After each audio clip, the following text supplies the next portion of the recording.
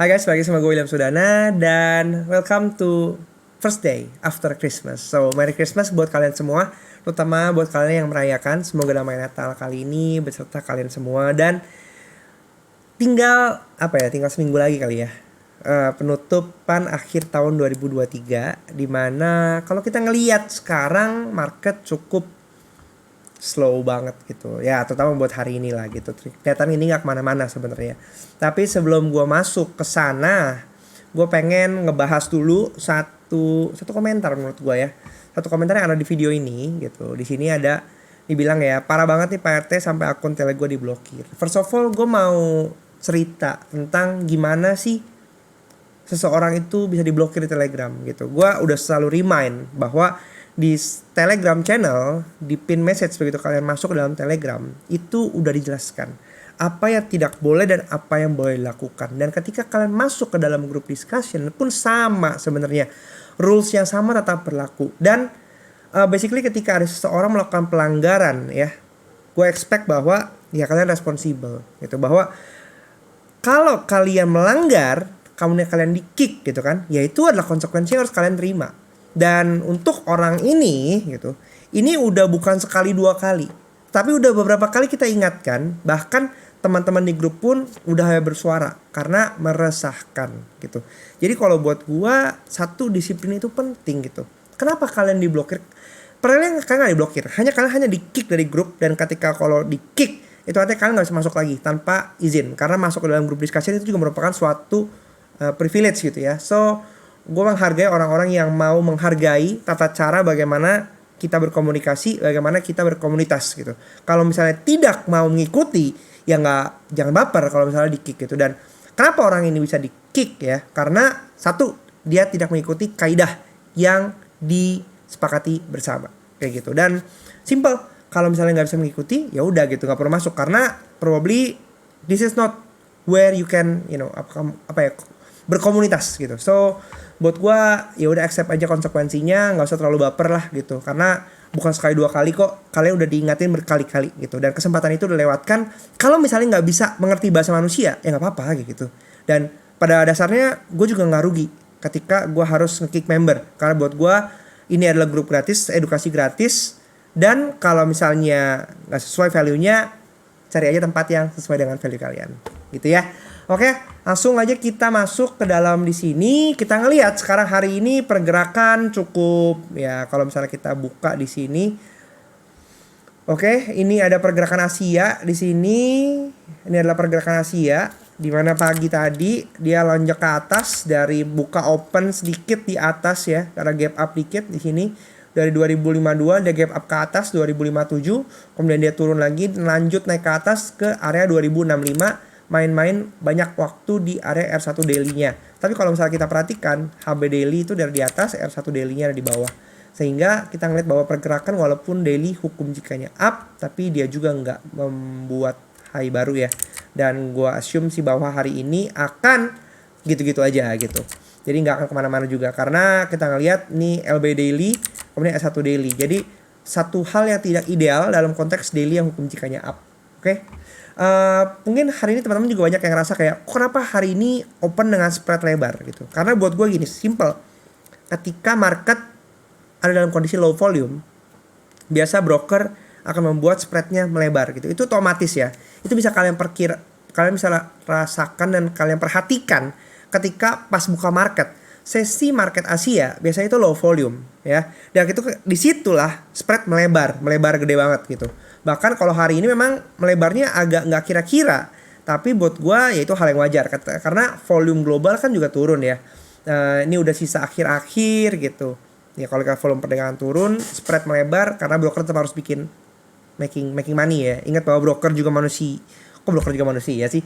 Broker juga bisnis, karena kita sebagai retail seringkali nggak berpikiran bahwa broker itu bisnis gitu. Kalian pengen semua yang sangat nyaman buat kalian, padahal broker itu ya ada karena mereka mau making money dari kalian. Jadi jangan sampai kebalik pola pikirnya kayak gitu. Dan disinilah spread yang lebar ya. Buat gua ya kalau misalnya spread yang lebar, pilihannya tinggal dua. Satu, kalian stop trading dulu sampai nanti market udah balik lagi, ya mungkin awal tahun ya kan, minggu kedua, minggu ketiga, Januari kayak gitu. Atau ya kalian accept bahwa spreadnya melebar, dan kalau kalian kena SL, kalau karena spread yang lebar, ya itu adalah bagian dari konsekuensi dan risk yang harus kalian perhatikan juga. Kayak gitu. Probably gue mau langsung mungkin masuk ke sini kali ya, ke tabel RPS dulu. Sekarang kita ngeliat gimana sih pergerakan dan tabel RPS di minggu ini. Oke. Kalau kita perhatikan di sini harga open ya di 2053, open di sini. Of course hukum jikanya weeknya up, daily juga up gitu. Sebenarnya kalau kita ngomongin tentang sub busur, ada hal yang tidak ideal di sini, karena kalau kita ngomongin hukum jika yang weeknya up, oke, berarti Senin, Selasa, Rabu itu adalah timing busurnya, yang berarti kalau jikanya up berarti busurnya itu ke bawah, tapi daily sendiri up gitu ya. Walaupun kita ngelihat bahwa daily-nya ini nggak ideal, dimana HB-nya ini 2070, R1-nya 2062 ya kan, kemudian LB-nya 2046, S1-nya 2038. Dimana ini kebalik nih gitu, harusnya kan S1-nya di atas dari LB kayak gitu. Makanya kalau menurut gue sih, perkiraan gue kita nggak akan kemana-mana walaupun daily jikanya up ya. Tinggal kita tunggu aja hari ini akan tutup di mana nih gitu. Kalau misalnya daily tutup di bawah 2053, berarti besok down, dan itu masih bisa timing busurnya weekly. Tapi kalau misalnya tidak, malah tutupnya up juga, ya menurut gua akan ada potensi antara goldnya sideways ya sampai akhir minggu, karena ya low volume, gak kemana-mana, cuma buang-buang waktu aja. Atau ya dia akan ngejar HB weekly-nya dulu nih di 2070 ya. Tapi kalau kita ngelihat sendiri HB weekly ini kan 2070 ya. Tapi kita lihat di sini R1-nya 2069. Jadi HB weekly itu ada di atas R1, di mana hukum jika weeknya juga up. Nah, ini juga satu tidak idealan. LB-nya 2015, S1-nya 2014. Jadi dengan rentang yang lebar di sini menurut gua ya potensi tetap bisa ke atas, tetap bisa kejar HB-nya dulu ya. Tapi kejar R1-nya dulu. Tapi ya probably range ini yang akan dijaga ya 2070 sampai 2014. Jadi menurut gua sepanjang minggu ini kita bisa expect volatility antara 2070 sampai 2014 gitu. Walaupun ini lebar banget sih dalam waktu seminggu ya. Yang mungkin menurut gua membuat bisa terjadi adalah di hari Kamis karena adanya news jobless claim. Tapi selebihnya hanya news dengan tipe medium impact atau bintang 2, atau kalau di My FX Book itu warnanya oranye bukan merah ya, itu aja sih.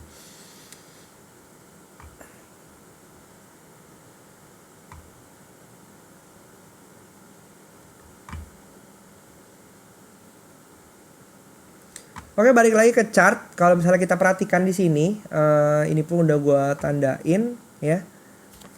Kita bisa expect bahwa tadi kalau kita bilang ini ada HB weekly di sini, kemudian ada LB weekly di sini. Gue akan put range kita dari angka di sini